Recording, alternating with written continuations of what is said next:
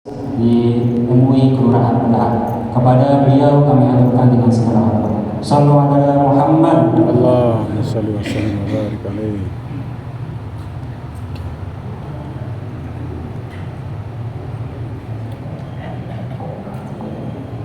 Assalamualaikum warahmatullahi wabarakatuh. Alhamdulillah wassalatu wassalamu ala Rasulillah Muhammad bin Abdillah la haula wa la quwata illa billah amma ba'du.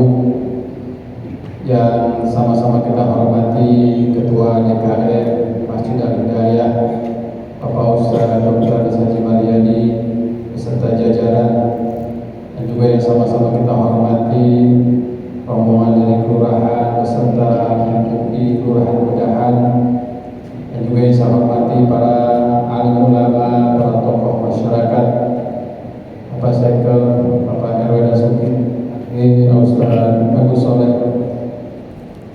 dan jamaah sholat yang dirahmati Allah Subhanahu wa Ta'ala. Puji syukur kita panjatkan kehadirat Allah Subhanahu wa Ta'ala. Salawat dan salam semoga tercurah kepada Nabi kita Muhammad sallallahu alaihi wasallam. Jamaah sekalian, alhamdulillah malam hari ini saya bisa bersilaturahmi pada jamaah Masjid Al-Hidayah. Wallahi hari ini saya sembahyang rasanya nikmat banget tadi. Apa yang mencengkok imamnya pas gitu bagaimana ya? Saya pikir kalau umpamanya sampai jam 10 tuh sembahyang kayak kuat ini gitu.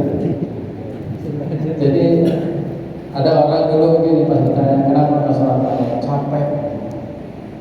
Ternyata saya rasain ada yang bilang begini, capek itu karena sholatnya pakai tenaga.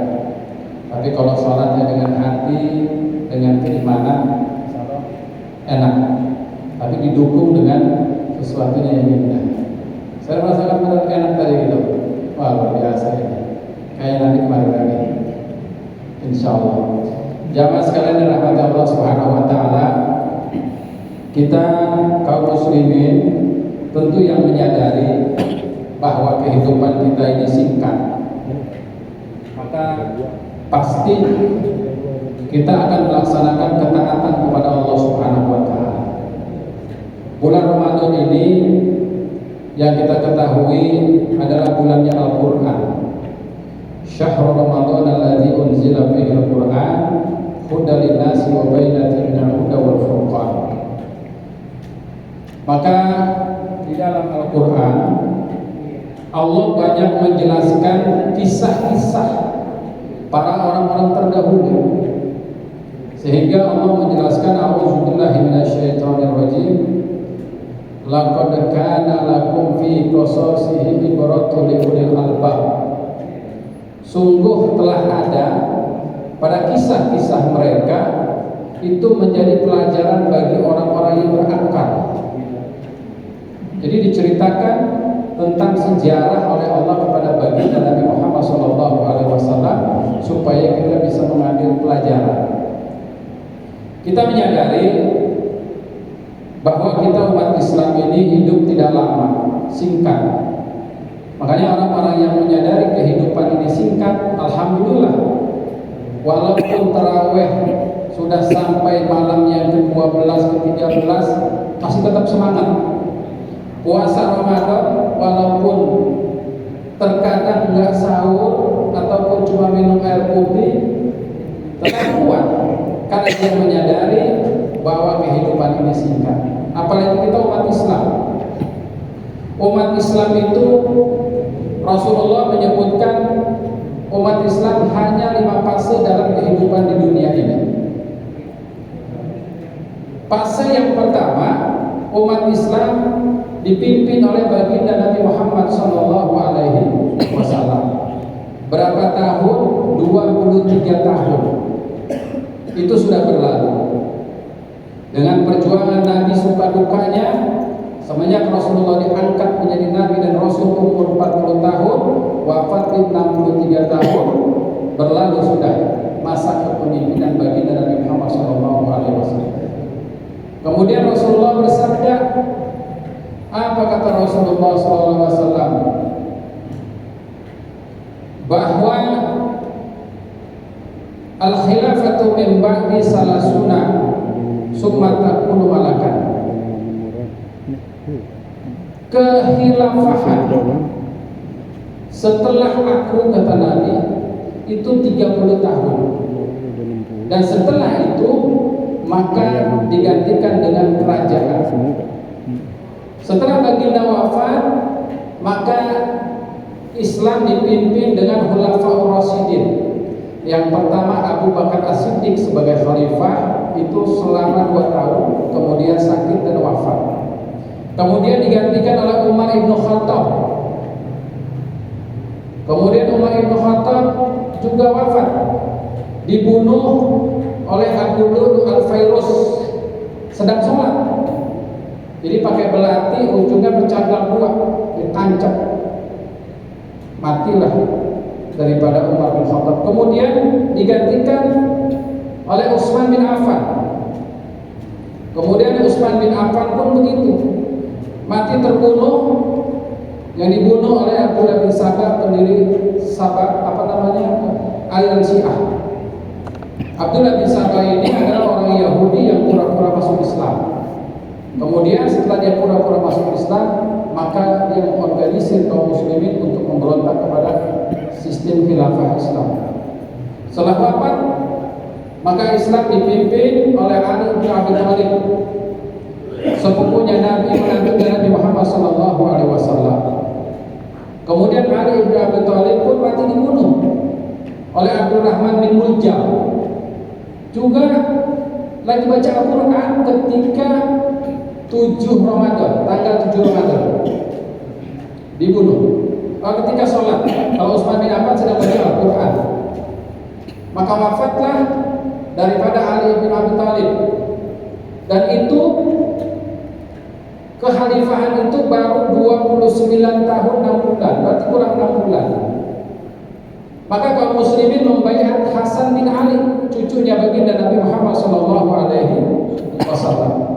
Maka setelah 6 bulan dijabat oleh Hasan bin Ali, maka karena Muawiyah bin Abi Sufyan tidak mau membaiat daripada Hasan bin Ali, maka Hasan bin Ali menyerahkan kepemimpinan sistem khilafah kepada Muawiyah bin Abi Sufyan.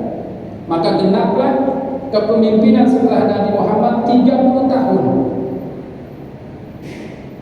Rasulullah SAW pernah didatangi oleh putrinya Fatimah Zahra dan cucunya Hasan dan Husain. Jadi Husain, dia menyampaikan kepada ibunya, "Ibu, kenapa kakek lebih sayang kepada kakak Hasan ketimbang aku, Husain?" Kata Fatimah, "Kenapa?" "Karena kakek selalu mencium bibir daripada Hasan, sementara aku, Husain, dicium di lehernya." Maka Fatimah bersama putra-putranya menghadap baginda Nabi Muhammad SAW. Dia bertanya, "Wahai ayahku," ini cucu-cucu pada bertanya, "Kenapa kakek lebih sayang kepada Hasan ketimbang Husain? Kenapa Hasan dicium di bibirnya sementara Husain dicium di lehernya?" Kata baginda Nabi Muhammad SAW, "Wahai putriku Fatimah, kenapa aku mencium Hasan di bibirnya? Kau ingin tahu?" Ya, bahwa sesungguhnya cucuku ini, putrimu, kelak dia akan mati sebagai syahid karena diracun oleh orang terdekatnya, sehingga dahsyatnya racun sehingga isi perutnya keluar dari mulutnya. Maka betul terjadi wafatnya Sayyidina Hasan diracun oleh orang terdekatnya. Dalam riwayat disebutkan adalah istrinya. Begitu Fatimah bertanya, "Kenapa Husain? Wahai ayahku, kau cium daripada lehernya?"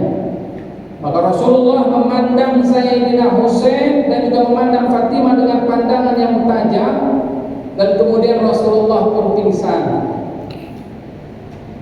Kemudian Rasulullah setelah siuman, dia berkata, "Wahai putriku, kau ingin tahu kenapa Husain dicium di lehernya?" "Ya ayah, karena nanti dia akan mati sebagai syahid sehingga kepalanya terpisah dengan tubuhnya. Maka pada saat itu rumah mungil yang dihiasi dengan cahaya surgawi memecah keheningan dengan tangis Fatimah Zahra dan baginda Nabi Muhammad SAW yang mengguncangkan alam semesta. Bayangin kalau kita dikasih tahu nanti anak kita mati seperti ini. Nah, ini bagaimana keluarga Nabi, sahabat Nabi matinya luar biasa. Makanya kita tidak boleh ketika melihat orang mati, wah itu orang karena memang banyak dosanya dihukum sama Allah, itu orang kena azab, itu orang sakit lama tidak boleh. Wallahu a'lam. Kembalikan kepada Allah Subhanahu wa ta'ala. Kita tidak boleh menjustifikasi seseorang itu ya dia husnul khatimah atau husnul khatimah, kembalikan kepada Allah. Wajib kita mengurusnya, mendoakannya, mensalatkannya dan memakamkannya. Setelah Khulafaur Rasyidin 30 tahun, maka berdirilah khilafah Bani Umayyah yang dimulai oleh Muawiyah bin Abi Sufyan. Yang kita kenal paling masyhur itu khalifah pada saat Bani Umayyah itu adalah Umar bin Abdul Aziz. Rasulullah dan Khulafaur Rasyidin berpusat di Madinah ketika memimpin Islam. Maka Bani Umayyah berpusat di Syam, Syria. Setelah digulingkan Bani Abbasiyah, khilafah Abbasiyah. Ini yang lebih terkenal dalam sistem khilafah Abbasiyah itu yang kita tahu Khalifah Al-Mansur, kemudian juga Khalifah Harun Ar-Rasyid yang sejaman dengan Abu Nawas. Kemudian digulingkan lagi, maka Khalifah sistem khilafah Utsmaniyah Ottoman yang berpusat di Turki. Inilah daripada sistem khilafah, tapi Rasulullah menyebutnya sistem kerajaan Malakan. Kenapa? Karena disebutnya khilafah karena masih menggunakan hukum-hukum dari Al-Quran dan Sunnah. Kenapa disebutnya kerajaan? Karena kekuasaan itu turun dari Muawiyah kepada Yazid bin Muawiyah, terus turun berganti sampai gubernur-gubernurnya pun dari kerabat daripada khalifah itu sendiri. Kalau di kita sistem republik, sebutan republik tapi sistem kerajaan, sehingga turun ke anak, ke menantu, semua sampai ke daerah-daerah. Sama aja sebetulnya sistemnya, cuman namanya doang. Khilafah sistemnya kerajaan, kalau kita republik sistem kerajaan, sama aja sebetulnya. Kemudian bagaimana Sayyidina Husain ketika membuktikan kebenaran daripada sabda Nabi Muhammad SAW, terputus kepalanya dari badannya, maka ketika 10 Muharram Sayyidina Husain daripada pemimpin para pemuda surga itu dikepung di Karbala tanggal 10 Muharram. Kemudian dia sudah mengatakan, aku adalah putrinya, cucu dari Rasulullah SAW, tapi tetap waktu itu gubernurnya adalah Abdullah bin Ziyad, khalifahnya Muawiyah, Yazid bin Muawiyah, cucunya Abu Sufyan, yang menebas daripada Husain dari kudanya Sinan bin Abbas. Kemudian yang memenggal kepalanya adalah Syamir bin Jaisan, maka dipenggal kepalanya, kemudian dicocok pakai tombak, dibawa ke Damaskus untuk dihadapkan kepada Yazid bin Muawiyah. Itu kepala Sayyidina Husain. Makanya Sayyidina Husain itu riwayat kepalanya ada yang dimakamkan di Mesir, ada yang di Syam, ada yang di Baghdad. Nah, selesai berapa tahun kita umat Islam berpuasa di dunia? 1342 tahun. Terakhir yaitu adalah di Ottoman, di Turki, itu yang terkenal Sultan Abdul Hamid. Selesai, runtuh daripada kekhilafan Islam. Itu fase yang ketiga. Pertama fase Rasulullah, Khulafaur Rasyidin dan khilafah itu selesai. sampai kepada kita ini fase yang keempat. Berarti kita udah hampir sampai kepada fase yang kelima terakhir. Pada fase kita ini Rasulullah Shallallahu Alaihi Wasallam berpesan kepada kita, badiru bil amali fitanan, kakito ilaini muslim, yusbihu rajulun mu'min wa yumsik kafir, wa yumsik mu'min wa yusbil kafir, ya biudinahu bi aradid dunia. Segeralah kalian beramal pada saat ini. Kenapa? Karena sebelum terjadi banyaknya fitnah, jadi banyak fitnah, ujian. Artinya apa? Hidup kita ini seperti gelap potongan malam. Jadi bukannya siang itu gelap, tapi gelap dari cahaya keimanan. Kalau perjudian itu kegelapan atau cahaya? Kalau perjudian kegelapan atau cahaya? Perzinahan kegelapan atau cahaya? Gelap. Kecurangan itu cahaya atau kegelapan? Gelap. Kita ini sudah dipenuhi dengan kegelapan seperti potongan gelapnya malam. Dihiasi dengan kemusyrikan, dihiasi dengan kekufuran, dihiasi dengan kemunafikan. Minuman keras menjadi suatu tradisi kebiasaan, bahkan pabriknya diizinkan. Pelacuran bukan cuma di lokalisasi, bukan cuma di tempat-tempat mewah di pinggir jalan, bahkan sampai di kampung-kampung. Perzinahan, perselingkuhan sudah menjadi hal yang biasa. Kita sudah dipenuhi. Kalau kita melihat ternyata apa yang disampaikan Rasulullah benar. Kakito ilaili muslim, yusbihu rajulun mu'min wa yumsi kafir. Sehingga ada orang pagi beriman, sore kafir. Pada zaman kita ini, fase keempat, bukan cuma orang melakukan dosa besar, tapi melakukan perbuatan nawaqidul iman yang membatalkan iman. Pagi beriman, sore kafir. Contoh yang paling gampang, dosa nawaqidul iman itu orang mengatakan semua agama itu benar, semua agama sama pasti masuk surga. Sementara kata Allah, inna dina indallahil Islam. Ada nggak kira-kira orang yang mengatakan begitu? Semua agama benar, semua agama pasti masuk surga. Ada nggak kira-kira? Banyak ya, banyak sehingga ada kali itu ya banyak. Itu dosa-dosa nawaqidul iman. Mereka merayakan hari raya orang kafir bersama-sama. Ini udah terjadi kepada kita. Kita udah sampai pada saat ini. Kenapa? Rasulullah itu yantiqu anil hawa in huwa illa wahyu yuha. Dia mengatakan bukan hawa nafsu tapi wahyu dari Allah. Dia mengatakan cucuku Sayyidina Hasan akan mati diracun. Betul. Cucuku Sayyidina Husain akan dipenggal oleh orang-orang yang zalim, terputus kepalanya dari lehernya. Betul. Kita hidup di fase keempat ini penuh dengan kezaliman, penuh dengan kemaksiatan di mana-mana. Ya bi'adinahum bi'aradi minad dunya. Kenapa? Karena banyak orang yang menjual nilai-nilai agama ini dengan dunia.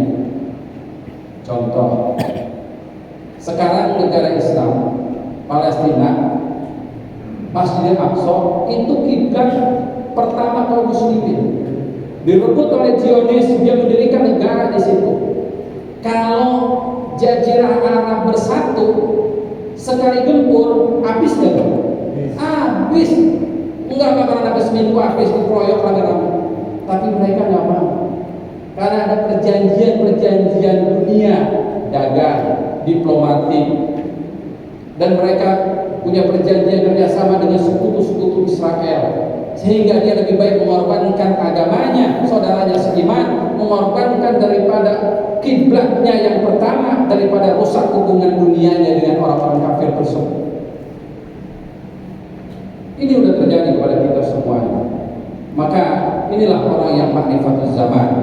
Orang-orang yang memahami zaman, dia tetap istiqomah berada di masjid, di musola, dia tadarus, dia sholat, dia puasa. Bahkan yang punya rezeki dia melaksanakan umroh daripada bulan suci Ramadan. Karena keutamaan umroh di bulan Ramadan sebanding dengan haji bersama baginda Nabi Muhammad SAW. Sampai Rasulullah mengatakan, la tattabi'u sananal ladzina min qablikum shibran bi shibrin wa jira'an bi jira'in hatta law dakhalu fi zuhri dabi la tabaqtumuhum. Qulna ya Rasulullah al-yahuda wan nasara. Qala fama. Nanti kalian akan mengikuti kebiasaan atau trennya orang-orang kafir sebelum kalian, sampai mereka masuk ke lubang biawak kalian ikut. Kalau udah terbukti orang Islam, apa yang dibuat tren sama orang-orang kafir, orang barat, diikuti, dicontoh. Contoh, orang-orang kafir nyukur yang aneh-aneh diikuti, rambutnya dikasih warna-warni, udah kayak pelangi, merah, kuning, hijau, diikuti. Itu di TV, saya pembawa acara pakai baju strip, ininya tato semua. Pada ngikut, sampai orang-orang kafir mengadakan syukuran ulang tahun, dia meniup lilin, nyanyi Happy Birthday, orang Islam ngikut. Bukan ulang tahunnya yang nggak boleh, tapi adat istiadat orang kafir. Niup lilin itu kebiasaan orang Yahudi, namanya hari Hanukkah. Tapi Pak Ustadz, kalau nggak niup lilin anak saya nangis, biarin. Kalau kita turutin, kita menanamkan akidah yang rusak pada anak kita. Tapi kalau kita istiqomah, nggak boleh, ini bukan ajaran Islam. Maka suatu saat besar dia akan tahu, pantas orang tua saya melarang. Ternyata ini adalah biasa orang Yahudi, hari Hanukkah meniup lilin. Itu di sono. Kalau di sini insya Allah ini sudah terjadi sebenarnya. Hatta law dakhalu fi zuhri dobin, kita akan mengikuti terus kebiasaan mereka, karena kita posisinya sekarang di bawah daripada kekuasaan orang-orang Nasrani terlihat. Kita seperti buih di lautan. Makanya Rasulullah SAW mengatakan, bada al-Islam ghoriban wa sayaudu ghoriban kama bada fatuba lil ghuraba. Islam pertama kali datang dianggap asing, akan kembali lagi nanti seperti asing, dan beruntunglah orang yang dianggap asing. Kita jadi orang jujur ada di institusi atau di satu kantor, maka sekelilingnya nggak nyaman, dia mah nggak bisa diajak cincai, ntar kita bahaya, bisa ketahuan mutasi kayak gitu. Kalau nggak kita, jadi orang jujur itu dianggap racun, padahal orang yang curang itulah racun, tapi orang yang jujur ini yang dikorbankan. Ini kehidupan sekarang. Kita udah sampai pada zaman ini. Makanya Rasulullah SAW ya, badilu bil a'mali fitnah. Kita tetap istiqomah mengamalkan apa yang diperintahkan daripada baginda Nabi Muhammad SAW. Ini fase yang keempat, makin rusak akhlak, adab semua. Orang-orang beriman sulit untuk bisa mencapai kekuasaan dan kemenangan. Tidak bisa, karena memang udah sabdanya Nabi Muhammad SAW, tidak akan terjadi hari kiamat, sehingga masa yang akan datang lebih rusak daripada masa yang telah lalu. Jadi kita kalau usah mikir, yang penting kita berjuang. Allah tidak bertanya kau menang atau kalah, tapi Allah lihat perjuanganmu ada di pihak mana. Jamaah sekalian dirahmati Allah, selesai sampai dunia dipenuhi dengan kezaliman, Allah utus daripada Imam Mahdi dari keturunan Nabi Muhammad SAW. Rasulullah mengatakan, seandainya besok terjadi hari kiamat, maka akan ditunda oleh Allah sampai Allah mengutus daripada keturunanku, yaitu Imam Mahdi. La tajhabu dunya hatta yamlikal arab rasul min ahli baiti ismi Ahmad. Tidak akan dunia ini terjadi kiamat hancur sampai bangsa Arab dipimpin oleh keturunanku yang namanya sama seperti namaku. Jadi nanti ada Imam Mahdi dari keturunan Nabi, ya, dari Madinah, yang akan memimpin kaum muslimin. Kemudian Nabi Isa Allah turunkan untuk memerangi daripada Dajjal dan pengikutnya 70.000 Yahudi Asbahan yang menjadi pengawal daripada Dajjal. Kemudian umat Islam dipimpin pada masa itu, itulah sampai fase yang kelima selesai. Kemudian wafat Nabi Isa dan Imam Mahdi juga wafat. Maka kemudian Allah berikan angin lembut dari Yaman, dan seluruh orang yang beriman dimatikan oleh Allah Subhanahu wa taala. Yang di gedung, yang di goa, yang di atas gunung, semuanya diwafatkan oleh Allah, sehingga tinggallah orang-orang yang durhaka, orang-orang yang durjana, orang-orang yang melakukan maksiat. Mereka hidup untuk menanti kedatangan hari kiamat. Orang yang beriman tidak menjumpai daripada bagaimana dahsyatnya hari kiamat. Itulah sayangnya Allah kepada kita.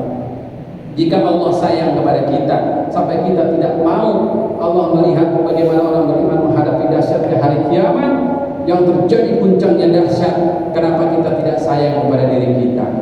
Kita masih melakukan kezaliman terhadap diri kita. Berapa banyak orang yang mengaku beriman dia nggak puasa? Berapa banyak orang yang mengaku beriman di bulan lain dia nggak puasa? Bulan Ramadan dia nggak sholat, dia nggak puasa. Kalau bulan Ramadan saja tidak bisa merubah dia menjadi orang yang lebih baik, paling tidak sholatnya, puasanya, bulan apa lagi yang bisa merubah dirinya? Inilah orang-orang yang zalim terhadap dirinya. Maka orang-orang yang ini adalah orang yang merugi.